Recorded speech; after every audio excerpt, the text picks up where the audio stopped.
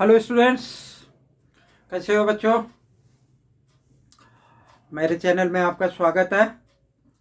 बच्चों, आज हम करेंगे चैप्टर 4 क्वाड्रेटिक इक्वेशन और उसका कंसेप्चुअल रिवीजन क्लास 10th का।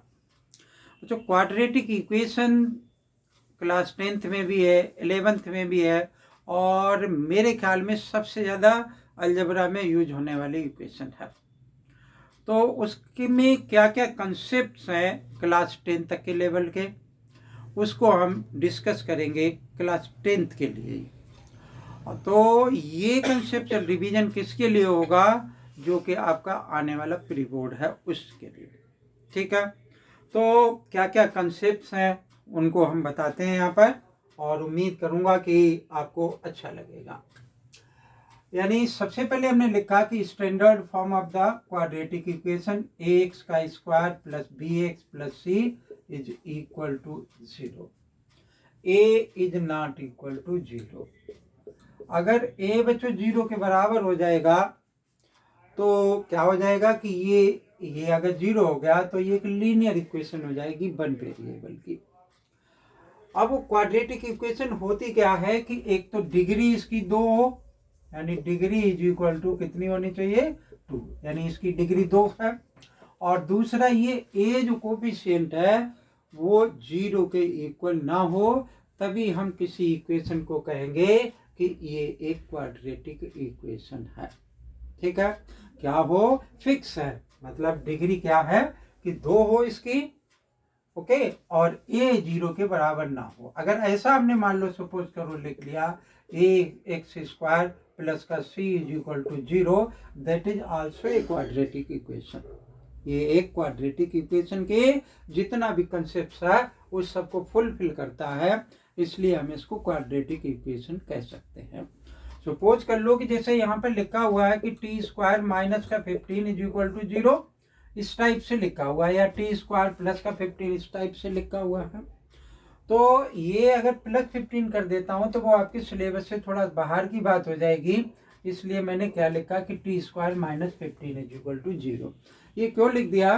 क्योंकि हमारे एक पॉलिनोमियल था उसमें एक क्वेश्चन था। तो that is also a quadratic equation. अगर जीरो के आगे 0 नहीं है तो ये क्वाड्रेटिक पॉलिनोमियल है, और इक्वल टू 0 है तो क्या है? ये एक क्वाड्रेटिक इक्वेशन है।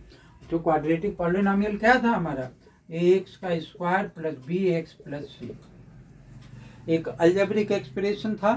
ये इक्वेशन क्या होता है कि एक अलजेब्रिक एक्सप्रेशन है ये, लेकिन ये स्टेटमेंट ऑफ इक्वलिटी भी है। ठीक है, तो क्वाड्रेटिक इक्वेशन क्या होता है कि इस फॉर्मेट में कोई भी इक्वेशन दे रखी है जिसकी डिग्री 2 है और a is not equal to 0 है, तो उस इक्वेशन को हम क्या कहेंगे? क्वाड्रेटिक इक्वेशन कहेंगे। ठीक है, हमारी जो पहले वाली एक्सरसाइज है 4.1, उसमें पूछा गया कि क्वाड्रेटिक इक्वेशन क्या होती है। अब जो गिवन इक्वेशंस हैं वो क्या क्वाड्रेटिक इक्वेशन है या नहीं है, तो आप क्या करेंगे कि पहले उसको सिंप्लीफाई करेंगे और फिर जो सिंप्लीफाई करने के बाद जो आएगा उसको आप इससे कंपेयर करेंगे या फिर इससे कंपेयर करेंगे। तो वो जो अगर इससे कंपेयर करने पे कंडीशंस दोनों फुलफिल करता है then it will be a quadratic equation. Okay, अब देखो बच्चों, ये जो क्वाड्रेटिक इक्वेशन है इसके 2 आंसर्स हो सकते हैं। x की हमारी क्या होंगी कि 2 वैल्यूज होंगी, x is equal to alpha and beta, जिनको हम क्या कहते हैं? या तो हम रूट्स कह सकते हैं और या फिर हमें क्या लिखा हुआ है कि ये जीरोज हैं। जीरोज क्यों कहते हैं? कि अल्फा की जो या बीटा x की जो 2 वैल्यू हैं वो x की बराबर अगर इसमें पुट करते हैं और 0 के इक्वल आ जाता है आंसर, तो हम मान लेंगे कि these are the solutions. Okay, solutions भी कह सकते हैं इसको, भाई ये सॉल्यूशन भी हो सकता है इसका। ठीक है, अब देखो बच्चों, इनको किस फॉर्मेट में लिखते हैं कि x माइनस अल्फा और x माइनस बीटा। ये सब कुछ था कहाँ पर? जो हमारा पॉलिनोमियल चैप्टर था उसमें। अब ये निकलता कैसे था? मिडिल टर्म स्प्लिटिंग से। मतलब इसको ये आंसर हम लाएंगे कैसे? ये अल्फा और बीटा की वैल्यू आएगी कहाँ से? कहाँ से आएगी बच्चों? अल्फा बीटा की वैल्यू, यानी आप कहोगे कि सर इसको सिंप्लीफाई कर देंगे और वहां से आ जाएगी। तो इसको सिंप्लीफाई अब कैसे कैसे कर सकते हैं? तो एक तो आप जानते हैं कि नंबर 1 मिडिल टर्म स्प्लिटिंग, कि हमने मिडिल टर्म स्प्लिटिंग कर दिया, ठीक है, एक तो मिडिल टर्म स्प्लिटिंग हो गया यानी फैक्टर कर दिया। नंबर 2 यहाँ पर क्या हो सकता है कि एक कंप्लीटिंग द स्क्वायर मेथड है, कंप्लीटिंग द स्क्वायर मेथड, ठीक है, जो कि अब डिलीटेड पार्ट में, फिर भी हमने इससे पहले जब भी ये चैप्टर अपलोड किया है तो सारे मेथड्स एक्सप्लेन किए बताए हैं।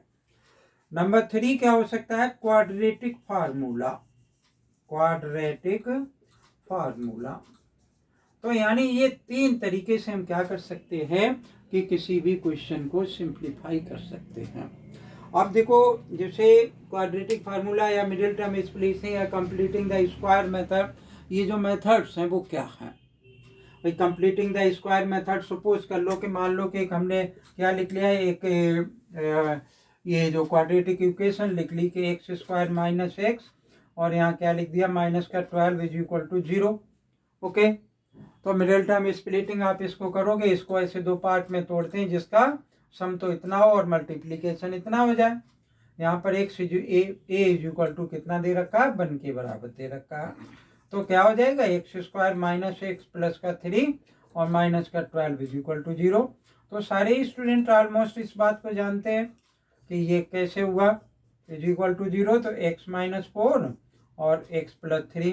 तो आंसर हमारे पास क्या आ गया कि एक्स इज इक्वल टू 4 और -3। तो ये अल्फा और बीटा की क्या हुई, वैल्यूज आ गई, है ना। तो ये मिडिल टर्म स्प्लिटिंग हम क्या करते हैं कि इस तरीके के मेथड को मिडिल टर्म स्प्लिटिंग कहा करते हैं। आगे देखते हैं, pause the video and copy it.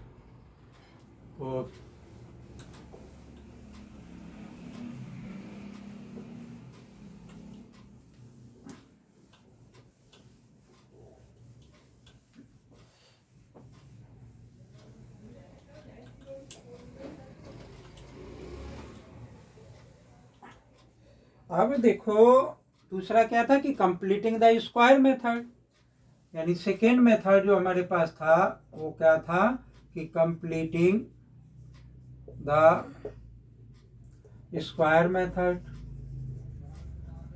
ये बच्चों जो कंप्लीटिंग द स्क्वायर मेथड है, ये वैसे तो डिलीटेड पार्ट में है, लेकिन इसका क्लास 11th में या क्लास 12th में इंटीग्रेशन एक टॉपिक है, बहुत बड़ा टॉपिक है, उसमें कुछ क्वेश्चंस को सिंप्लीफाई करने के लिए आपको पढ़ना ही पड़ेगा, ठीक है। तो कंप्लीटिंग द स्क्वायर मेथड, जैसे एक्स का square plus B x plus का सी इज इक्वल टू 0 ऐसा दे रखा है, ठीक है। तो हमारा काम क्या होता है कि जैसे एक्स के स्क्वायर के आगे जो भी होता है उससे हम इस पूरे को डिवाइड कर देते हैं, और फिर एक कंप्लीटिंग द स्क्वायर, इसको अगर हम निकाले तो हम क्या निकाल के लाएंगे, जो हमारा श्रीधराचार्य या क्वाड्रेटिक फार्मूला है वो निकल करके आएगा। तो वो जो फार्मूला है क्वाड्रेटिक फार्मूला, जो कि अभी मैं बताऊंगा आपको कि क्वाड्रेटिक फार्मूला क्या है, वो फार्मूला जो निकल करके आएगा, तो ये कंप्लीटिंग द स्क्वायर मेथड में क्या करूंगा, एक तो उसमें अप्लाई करूंगा, और दूसरा इसको करने के लिए मैं क्या करूंगा कि कुछ क्वेश्चंस को कर दूंगा ताकि आपको ये समझ में आए कि what is the completing the square method, ठीक है। अब देखो, तो नंबर 3 क्या है कि क्वाड्रेटिक फार्मूला, क्वाड्रेटिक फार्मूला। तो ये क्वाड्रेटिक फार्मूला बच्चे क्या है कि जैसे ये क्वाड्रेटिक इक्वेशन है, तो इस क्वाड्रेटिक इक्वेशन से क्वाड्रेटिक फार्मूला जो हमारा आता है वो क्या होता है कि एक्स इज इक्वल टू लिख सकते हैं minus b plus minus root of b square minus 4ac upon में 2a। अब एक बार प्लस है एक बार माइनस है, अल्फा बराबर प्लस की वैल्यू ले लो, बीटा बराबर माइनस की वैल्यू ले लो, तो 2 जीरोज हो गए इसके, ठीक है। और या फिर अल्फा बराबर माइनस ले लो तो बीटा बराबर प्लस ले लो, ठीक है, कोई सा भी ले सकते, कोई फर्क नहीं पड़ता उससे। तो ये हमारा क्वाड्रेटिक फार्मूला है, या फिर हम इसको श्रीधराचार्य फार्मूला भी कहते हैं। ये हमारे एक मैथमेटिशियन थे जिन्होंने कि इसको बनाया था, तो वो ये क्या हो गया, हमारा क्वाड्रेटिक फार्मूला है। तो जिसको मिडिल टर्म स्प्लिटिंग नहीं आता है वो इसका क्या कर सकते हैं कि यूटिलाइजेशन कर सकते हैं, ठीक है। फिर बच्चों क्या है हमारे पास कि नेचर ऑफ द रूट्स।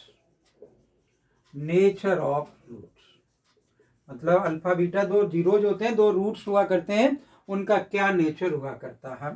तो देखो ये जो रूट के अंदर दे रखा है उसको हम क्या कहते हैं, डिस्क्रिमिनेंट कहते हैं, और वो किसके इक्वल होता है, बी स्क्वायर माइनस 4ac। तो जो नेचर ऑफ रूट्स है वो इस पर डिपेंड करता है। जो नेचर ऑफ रूट्स है वो किस पे डिपेंड करेगा, इस पर डिपेंड करता है। ठीक है, तो इस पर कैसे डिपेंड करता है कि यानी रूट्स होते हैं हमारे मेनली 3 तरीके के। तो नंबर 1 उसमें क्या है कि if d is greater then 0, अगर d की वैल्यू यानी इसकी वैल्यू 0 से बड़ी है तो क्या होगा कि रूट्स रियल होंगे एंड अनइक्वल होंगे।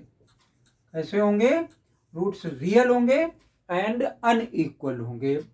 Number 2, if d is equal to 0 हो गया तो रूट्स कैसे होंगे, रियल होंगे, रियल एंड इक्वल होंगे। ठीक है। Number 3, if d is less than 0 है तो क्या होगा कि रूट्स इमेजिनरी होंगे, और क्लास 10th तक हम इनके रूट नहीं फाइंड आउट कर सकते हैं। जब आप क्लास 11th में पहुंचेंगे तो एक और तरीके का नंबर पढ़ाएंगे जिसको हम कहते हैं कॉम्प्लेक्स नंबर। तो वहां पर सिर्फ यही पार्ट दे रखा होगा, तो वहां पर हम इसके क्या करेंगे, रूट्स निकालना सीखेंगे। एक और कंडीशन है कि if d is greater than and equal to 0, तो इस केस में क्या होगा कि रूट्स ओनली हम रियल लिख सकते हैं। ठीक है ना। तो बच्चों ये क्या है हमारे नेचर ऑफ रूट्स। अब इसमें क्वेश्चन किस किस तरीके के होंगे आप इस बात पर फोकस करें। ठीक है ना। तो देखो ये 4 तरीके के हैं। यहाँ से क्या होगा कि एक के की वैल्यू निकलवाएगा, और डेफिनेट है कि क्वेश्चन होगा ही होगा उससे, मतलब पक्का है कि क्वेश्चन होना ही होना है। वो कहेगा कि रूट्स रियल है तो के की वैल्यू बताओ, रूट्स रियल इक्वल है तो के की वैल्यू बताओ, रूट्स रियल और अनइक्वल हैं तो के की वैल्यू बताओ। कभी पूछेगा कि क्या रूट्स निकल भी सकते हैं, तो रूट्स बच्चे कब निकलेंगे, रूट्स तब निकलेंगे अगर बी स्क्वायर माइनस 4ac की वैल्यू d से बड़ी या बराबर है, then roots will be exist, otherwise roots will not be exist. ठीक है। तो एक तो क्वेश्चन किस पर बेस्ड होगा, इन पर बेस्ड होगा, ये दैट इज कंपल्सरी, होना ही होना है। ओके, इसीलिए मैं इतना प्रेशर दे रहा हूं। दूसरा क्या होगा कि एक इक्वेशन सिंप्लीफाई करने के लिए होगी, वो इक्वेशंस मैं आपको नेक्स्ट वीडियो में बताऊंगा। फिर क्या होगा, एक वर्ड प्रॉब्लम से रिलेटेड क्वेश्चन होगा, तो वो मैं कुछ वर्ड प्रॉब्लम से रिलेटेड एक वीडियो में आपको बताऊंगा। ठीक है। तो अगर ये कंसेप्ट आपको क्लियर हुआ हो, समझ में आए, तो आप वीडियो को जरूर लाइक करें। चैनल अगर सब्सक्राइब नहीं कर रखा है तो चैनल को सब्सक्राइब कर लें। Thank you. जय हिंद।